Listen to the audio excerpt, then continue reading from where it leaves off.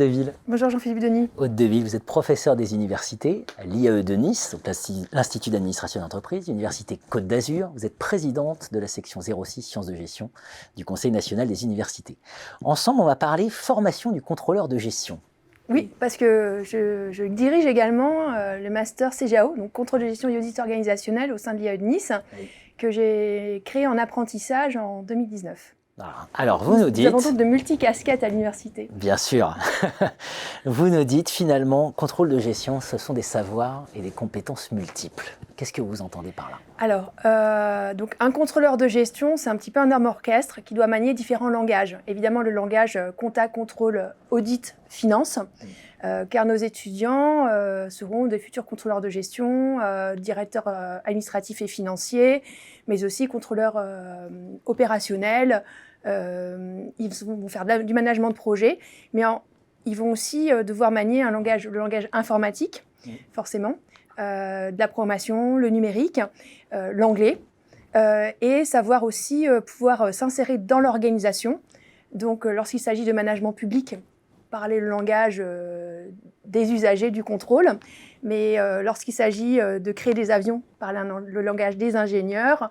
Quand il s'agit de services bancaires, parler le langage du service bancaire. Donc, le contrôle de gestion s'insère dans toutes les organisations et on demande au contrôleur de gestion de parler tous ces langages pour pouvoir déployer, concevoir les bons outils.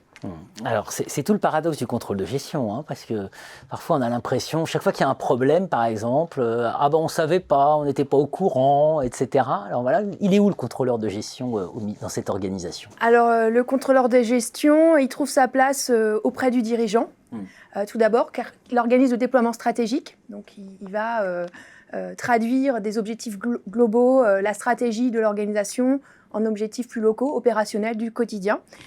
Donc, il se trouve à ce niveau-là, mais évidemment, il va aussi contrôler les risques, les évaluer. Par exemple, comment estimer le coût de la sécurité lorsqu'on est dans le bâtiment. Donc, il aura également ce travail-là. Et il a un travail de soutien, mais aussi il va être force de proposition pour trouver, innover et accompagner l'activité pour que finalement la stratégie soit réalisée sur le terrain. Donc, soit au niveau de la distribution, soit de la production. Donc à chaque fois qu'il y a un problème, il faut se dire, mais où est donc le service contrôle de gestion? Pour faire simple.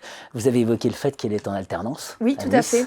Qu'est-ce qu'on apprend de particulier quand on est dans une formation en alternance? En quoi ça renforce ses savoirs, ses compétences? Alors, donc, la compétence et les compétences, c'est quelque chose qui a été beaucoup travaillé au sein de l'association des masters CGAO, donc, qui a été créée en 2015, qui a 36 partenaires, donc 36 masters CGAO en France, donc répartis dans les différents IAE. Donc, c'est une belle association qui a donc raisonné sur les compétences. Mais l'apprentissage et les stages, c'est des choses qu'on soutient, car c'est la confrontation réelle. Donc l'apprentissage, ce qui est intéressant, c'est que les savoirs académiques trouvent leur écho dans de la pratique. Et donc là, il y a un vrai travail de collaboration entre le maître d'apprentissage qui est en entreprise, qui suit et qui forme sur le terrain l'étudiant, et bien sûr les enseignants, les collègues enseignants-chercheurs, mais aussi des intervenants extérieurs, experts de l'activité, qui font des cours, donc forcément plus théoriques, et donc l'étudiant trouve une mise en application.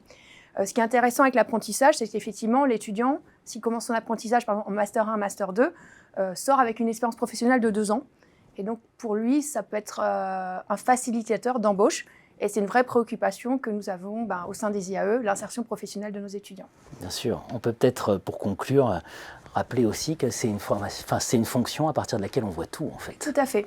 Et effectivement, il faut être capable aussi de dialoguer avec l'ensemble des fonctions de l'entreprise, marketing, logistique, gestion de production, finance, top management, stratégie, j'en oublie certainement, RH, forcément, les ressources humaines, car le contrôleur de gestion travaille aussi sur l'incitation et la valorisation, et donc créer de l'engagement et de la motivation par de la reconnaissance et de la valorisation du travail effectué par chacun au sein de l'organisation. Un chouette parcours à méditer pour les étudiants. Merci Aude Deville. Merci beaucoup.